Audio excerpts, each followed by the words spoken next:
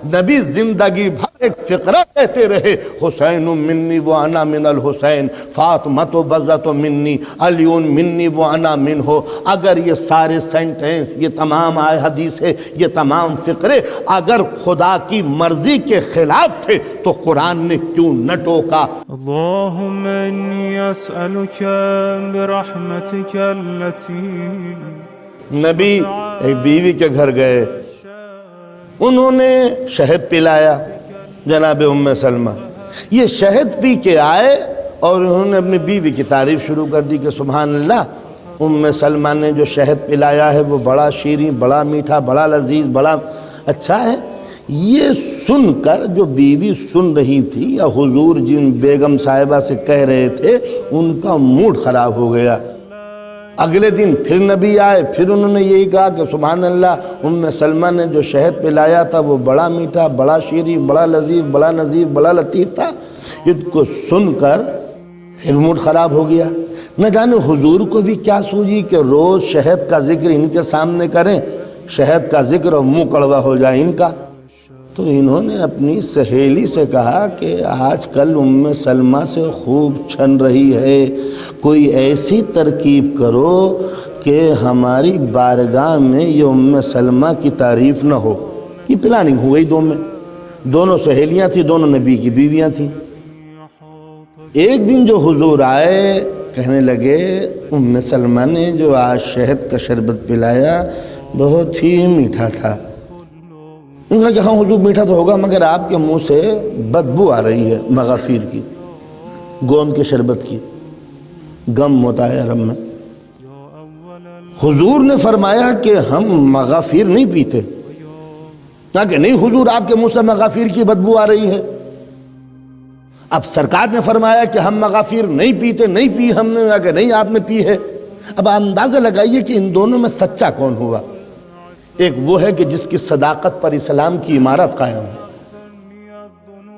اور ایک یہ ہے جو یہ کہہ رہی ہیں کہ آپ کے منہ سے مغافیر کی بو آ رہی ہے، نبی نے کہا ہم مغافیر نہیں پیتے۔ اب گئے دوسری بیوی کے پاس، انہوں نے بھی منہ پھیر کے کہا کہ حضور آپ کے منہ سے مغافیر کی بو آ رہی ہے، کہا کہ ہم مغافیر نہیں پیتے۔ کہا نہ پی ہوگی، مگر ممکن ہے کہ شہد کی جو مکھیاں ہیں وہ مغافیر پہ بیٹھ گئی ہوں، پھر آ کے انہوں نے شہد بنایا ہو تو یہ اسمیل آ گئی اس شہد کے اندر۔ اب کسی کا دماغ اتنا سینسیٹیو ہو تو اس کو کون کیا کر سکتا ہے؟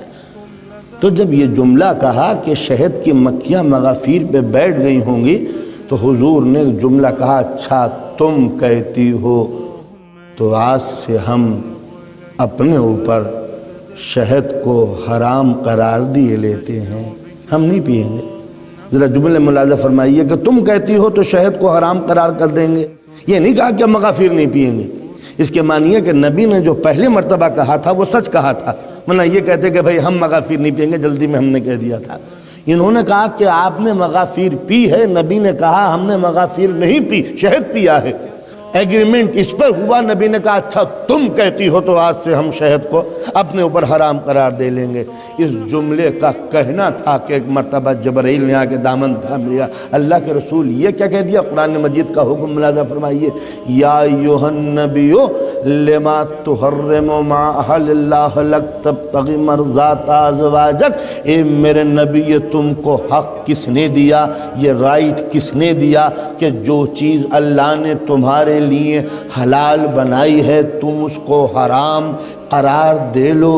وہ بھی اگلا جملہ بڑا قیامت کا ہے، وہ بھی اپنی بیویوں کو خوش کرنے کے لیے، لمرضات ازواجک، اپنی بیوی کو خوش کرنے کے لیے تم نے اس چیز کو حرام قرار کیوں دے لیا جس کو ہم نے حلال بنایا تھا؟ تو آپ نے اندازہ لگایا نبی کو جملے واپس لینے پڑے۔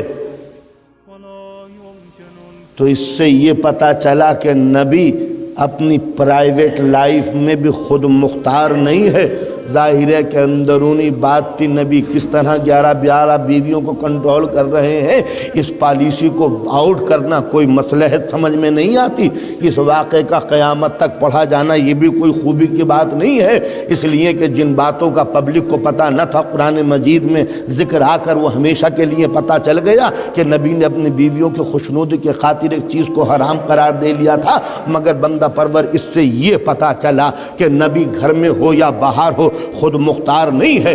اگر نبی اپنی مرضی سے کوئی جملہ کوئی سینٹینس کہہ بھی دے تو قرآن روک دیتا ہے، جبرائیل منع کر دیتے ہیں، حکم الہی آ کر نبی کو روک دیتا ہے۔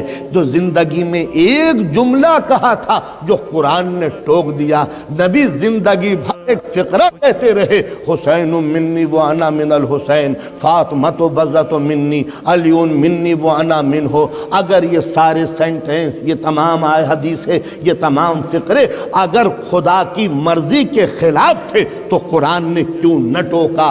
پروردگار عالم نے منع کیوں نہ کیا؟ جبرائیل نے آ کے یہ کیوں نہ کہا رسول تم اللہ کے محبوب ہو، تمہیں یہ حق نہیں ہے کہ تم کسی کو محبوب بناؤ یا کسی کو کاندھے پر لیے پھرو؟ تو معلوم ہوا نبی کا زندگی بھر حسین سے محبت کرنا یہ کوئی پرائیویٹ بات نہ تھی، بلکہ یہ حکم خدا سے تھی کہ میرے نبی تم اس نواسے کو نہیں میرے امام کو کاندھے پہ بٹھا دو۔